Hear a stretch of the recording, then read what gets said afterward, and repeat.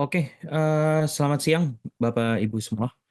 Ya, eh, sebelumnya thank you untuk ICE ya, saya bisa sharing di sini. Jadi saya bakal sharing sedikit terkait impact terhadap merchandising principle ya ke dark store operation nih. Jadi sebelum saya mulai mungkin perkenalan dulu dikit ya. Nama saya Nabil Raja Damanik. Sekarang saya jabatannya udah ganti sih. Tadi kan di BPIC Manager ya. Sekarang tuh jadi sebutannya Capacity and Inventory Manager gitu karena eh, udah ada upgrade dari role-nya. Nah, cuman sebenarnya saya background itu bukan di retail ya. Jadi saya tuh heavy, justru malah lama tuh di otomotif. Jadi karir pertama saya itu di otomotif, terus saya sempat di Lombardi, terus juga terakhir sebelum di Sogari saya juga sempat handle kopi kenangan ya, jadi BPIC manajernya gitu. Nah, untuk yang akan saya share di sini, mungkin saya akan bahas menjadi 6 subtopik ya. Yang pertama, mungkin saya jelasin dulu Segari, jadi biar nanti Bapak Ibu paham bisnisnya seperti apa. Jadi sepanjang perjalanan sharing saya nanti, jadi kebayang ya impact dari strateginya itu seperti apa. Terus juga saya akan jelasin terkait merchandising principle dan juga dark store concept itu sebenarnya apa. Dan juga perbedaan antara brick and mortar store alias toko offline retail sama dark store. Terus juga saya bakal share jadinya untuk maximize dark store operation pakai merchandising principle-nya itu yang kita pakai itu jadinya apa, sama impact ke bisnisnya itu seperti apa. Oke, jadi mulai yang pertama, saya mungkin mau jelasin dulu Segari itu apa ya. Jadi Segari itu adalah salah satu pemain e-groceries di Indonesia ya, Bapak Ibu. Bisa dibilang itu Segari supermarket online ya. Jadi fokusnya Segari ini ke barang-barang fresh ya. Seperti sayur, buah, daging. Tapi gak cuman barang fresh aja, kita juga jual barang-barang dry goods kayak mie instan, sabun, atau keperluan rumah tangga dan lainnya. Sekarang kita baru cover Jabodetabek aja, hopefully kita bisa soon expand ke kota lain ya. Jadi mungkin kalau ada yang belum download atau belum masih nggak familiar sama Segari bisa di-download ya, bisa dicek di App Store, Play Store sama di websitenya Segari. Nah, kalau kita ngomongin supermarket itu sebenarnya erat kaitannya sama merchandising principle atau mungkin merchandising itu sendiri ya. Nah, merchandising itu apa sih? Jadi merchandising itu sederhananya strategi buat ngatur peletakan produk untuk maksimalin penjualan. Jadi sederhananya core principle-nya itu ada 4 ya. Jadi yang pertama itu product placement and visibility. Mungkin kalau Bapak Ibu nggak, kalau misalkan kita ke supermarket itu ada satu gondola atau satu rak yang isinya itu cuman satu brand doang. Atau mungkin ada satu gondola yang isinya itu barang-barang yang jenisnya sama. Kayak misalkan mie instan isinya mie instan semua itu raknya. Atau brand, misalkan dibagi brand gitu. Brand yang biasanya kita pakai itu biasanya kelihatan mata kita, tapi kalau yang jarang kita pakai biasanya malah ada di bawah-bawah gitu. Nah, itu salah satu implementasi dari principles ini ya. Terus yang kedua, inventory management and turnover. Nah, ini juga ada hubungannya sebenarnya sama kepadatan jenis produk di gondolanya ya. Jadi berapa banyak yang harus di-display, apakah perlu satu satu shelving itu isinya satu SKU doang, atau mungkin perlu ada dua SKU, perlu berapa banyak replenishment-nya setiap hari kah, atau seminggu sekali aja. Nah, itu juga menentukan untuk kita ngatur jadi susunan barangnya di dalam raknya itu apa. Terus prinsip yang ketiga itu space utilization, airflow utilization. Ini juga ngaruh. Eh, Sederhananya kalau mungkin ke supermarket ya, mungkin suka lihat kadang ada meja kecil atau mungkin ada rak kecil buat naruh barang promo. Nah, itu salah satu implementasinya. Jadi nggak boleh ada space mati lah. Itu di kalau bisa ditaruh barang, ya udah taruh barang aja di situ.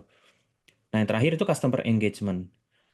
Nah, di supermarket itu juga eh, kalau misalkan kita ngeh ya, eh, jadi setiap gang itu kan ada temanya ya. Jadi setiap aisle itu tuh ada temanya biasanya. Oh, ini isinya satu lorong itu cuman mie instan semua atau isinya cuman tepung semua.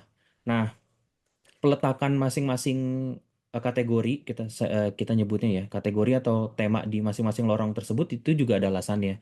Kenapa sih misalkan mie instan taruhnya di depan, kenapa nggak di belakang atau segala macam. Nah, itu semua ada tujuannya yang dimana tujuan itu biar customer bisa cepat keluar masuk, tapi tetap ada tambahan dari revenue dari pembelian impulsifnya mereka. Kadang-kadang kan kita kalau ke supermarket juga niatnya beli A, tapi pulangnya bawa B, C, D kan. Nah, itu salah satu alasannya kenapa diaturnya seperti yang di supermarket kita biasa lihat. Nah, tapi kan prinsip tadi itu umumnya di retail offline ya. Terus manfaatnya apa buat Segari? Nah, saya coba jelasin dulu ya, dark store itu apa. Jadi dark store itu gambar sederhananya itu invisible supermarket. Jadi eh, karena Segari ini basicnya online, jadi kita juga punya tempat buat menyimpan barangnya gitu. Karena kita juga carry inventory seperti retail offline. Cuman bedanya customernya nggak datang. Karena customernya order lewat aplikasi kita. Jadi confirm order yang udah di check out si customer nanti itu yang masuk ke dark store kita dan itu yang nanti diselesaikan sama tim store untuk di picking dan di packing.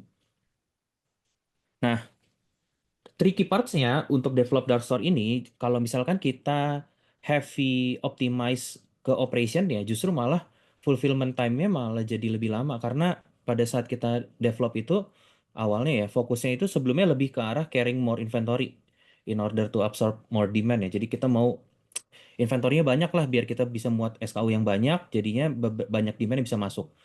Nah, tapi di efek sampingnya produk placement-nya di store malah jadi nggak rapih dan juga jadi susah picker untuk cari barang karena barangnya itu receh-receh kecil-kecil. Kalau di warehouse besar gudang kan biasanya bulk ya. Jadi diambilnya kardusan, barangnya besar jadi nyarinya gampang. Sedangkan ini barangnya kecil. Jadi kita mesti coba ngelihat juga apa yang dilakukan sama retail offline. Cuman kalau kita ikutin retail offline, butuh space-nya malah jadi besar banget. So kita mesti ambil best of both worlds lah. Nah, caranya gimana? Untuk mengcombine keduanya. Nah, sebelum kita combine, kita harus akui dulu kalau kedua hal ini tuh berbeda.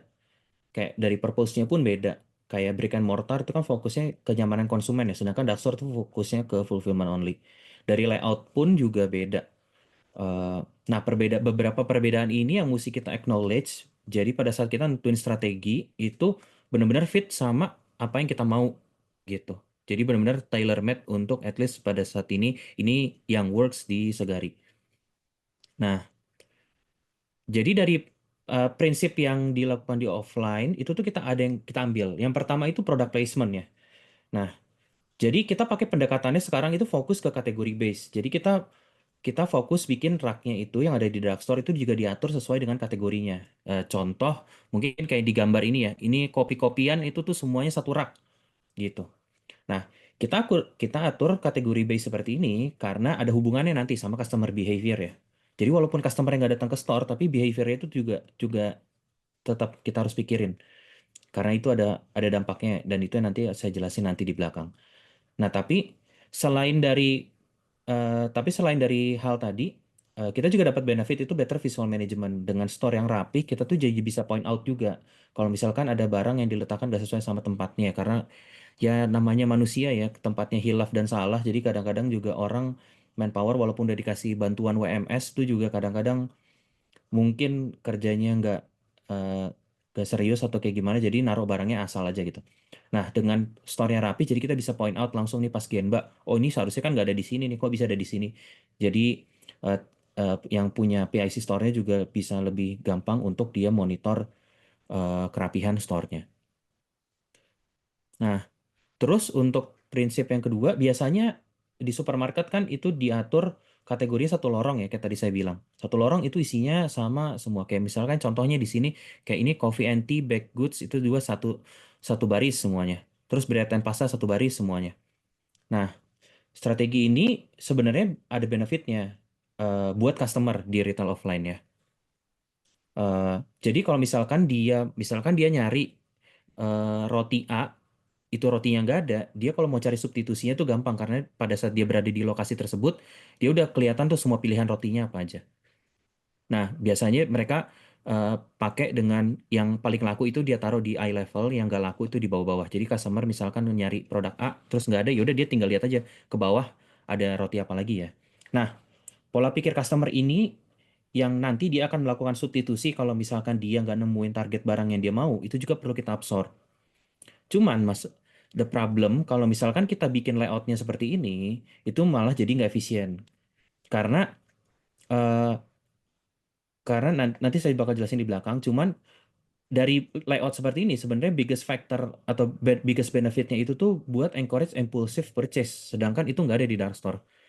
Biasanya karena ini disusunnya rapih, kalau di supermarket mungkin jadi kepikiran kan, ah yaudah deh beli ini sekalian deh karena kebutuhan deket ya. Tapi kan kalau di dark store itu nggak ada, karena order yang masuk itu tuh udah confirm. Nah, tapi menurut kita cara ngatur seperti ini tuh ada benefitnya. Nah, jadi kita coba absorb di dark store kita. Nah, kita modify dengan cara seperti ini. Jadi kita rubah layoutnya nih. Jadi kita tetap kategori base, cuman kita nggak bakalan gandeng tuh semua kategori jadi satu gang. Misalkan contohnya ya ini minuman gitu.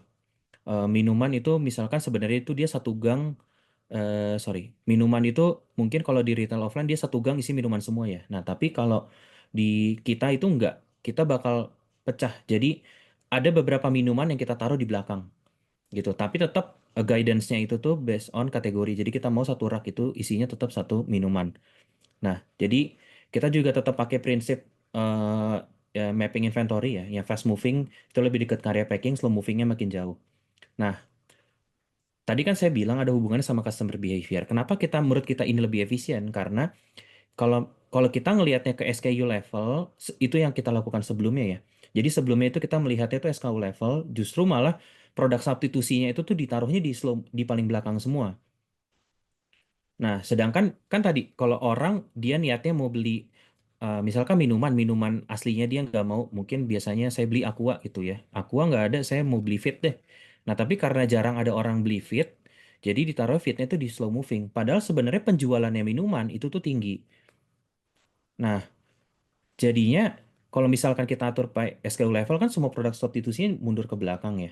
Sedangkan sebenarnya kalau misalkan kita ngelihatnya per kategori level, harusnya tuh slow movingnya minuman sama slow movingnya mie instan atau slow movingnya sembako tuh kita bisa kita bisa kategoriin lagi.